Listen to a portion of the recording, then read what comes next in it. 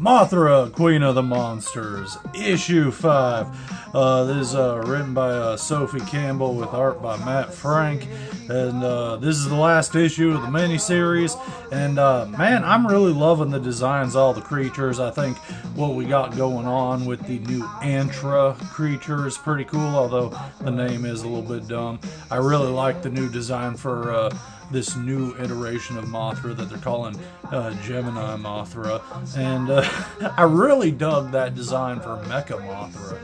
This this Omega Gearus is pretty cool too. But yeah, all my complaints about the actual story, the writing in this, are pretty much the same as before.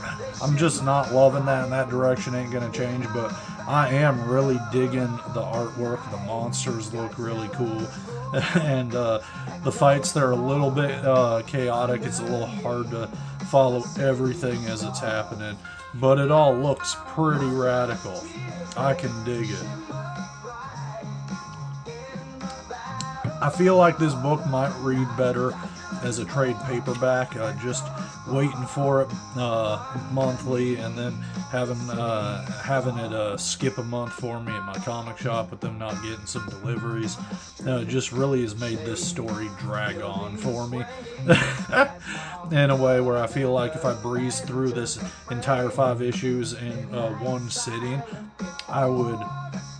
Well, actually, I think I might be a little bit more annoyed at the story itself, because I had like a little bit of a peak of enjoying the writing, thinking it was getting better, but then it just seemed to accentuate on everything I was not down on before. But the artwork, though, I can absorb it and soak it in, and all these monsters just look so cool. I love the Antra character. The name I'm not the biggest fan of, just because, like, I don't know, the more I say it, the less I like it, just because it's too on the nose. But I tell you, I am really enjoying the artwork of it. I think it's pretty cool. The time travel plot, again, I thought wasn't really played out well. I don't really like the relationship between the sisters, but I cannot argue with this new iteration of Mothra. She's pretty cool looking, super duper fluffy. Also a little bit of badass right there with all the Antra swarm on it, giving it them crazy claw hook arms there. That's pretty awesome.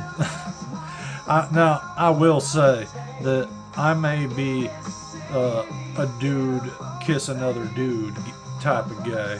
I may be that gay, but I ain't as gay as that haircut.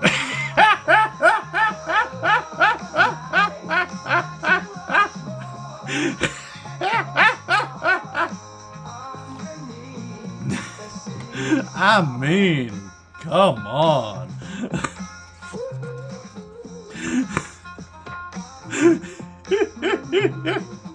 But we get this kind of silly, cutesy ending that I'm sure I'm supposed to really like, but I did not, which is there's a little tiny Megaguirus left over after killing the big Omega version. And so Mothra adopts it instead of killing it and preventing a future threat.